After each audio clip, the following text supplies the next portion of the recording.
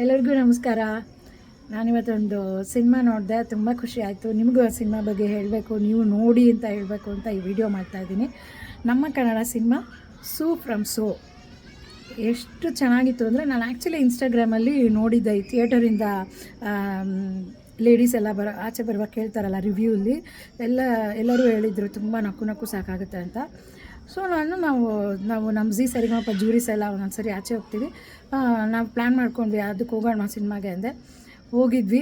ಎಷ್ಟು ನಕ್ಕಿದ್ದೀವಿ ಅಂದರೆ, Orion mall ದೂರ, ಬೆಳಗ್ಗೆ ಅದು ಆ ಟೈಮಲ್ಲಿ ಹೋಗೋದಿಲ್ಲ ಅಲ್ವಾ, ಯೂಶ್ವಲಿ ಈವ್ನಿಂಗ್ ಹೋಗೋದು ಎಲ್ಲರೂ, ಈವ್ನಿಂಗು ನೈಟು. ಇವಾಗ 11-10 ಶೋಗೆ ಹೋದ್ವಿ. ಎಷ್ಟು ನಕ್ಕಿದ್ದೀವಿ ಅಂದರೆ, ಒಂದೊಂದು ಸೀನು ಬೋರ್ ಆಗೋಲ್ಲ.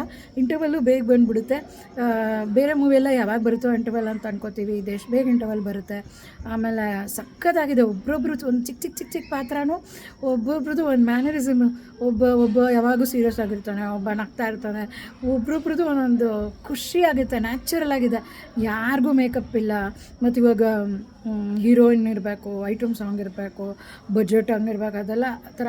ಅಂದರೆ ಒಂದು ಸಿನಿಮಾ ಹೆಂಗೆ ಸಿಂಪಲ್ಲಾಗಿ ಎಷ್ಟು ಚೆನ್ನಾಗಿ ತೆಗಿಬೋದು ಅಂತ ಎಷ್ಟು ನಗಿಸಿದ್ದಾರೆ. ತುಂಬ ಖುಷಿಯಾಯಿತು. ಡೈರೆಕ್ಟ್ರು JP ತುಮ್ಮಿನಾಡ್ ಅವರು ತುಂಬ ಚೆನ್ನಾಗಿ ಡೈರೆಕ್ಟ್ ಮಾಡಿದ್ದಾರೆ. ಮತ್ತು ನಮ್ಮ ರಾಜ್ಬಿ ಶೆಟ್ಟಿ ಸರ್ ಬಂದಾಗೂ ಖುಷಿಯಾಗುತ್ತೆ. ಅವ್ರ ಕ್ಯಾರೆಕ್ಟರು, ಅವ್ರ ಕಾಸ್ಟ್ಯೂಮು ಇಷ್ಟ ಆಯಿತು.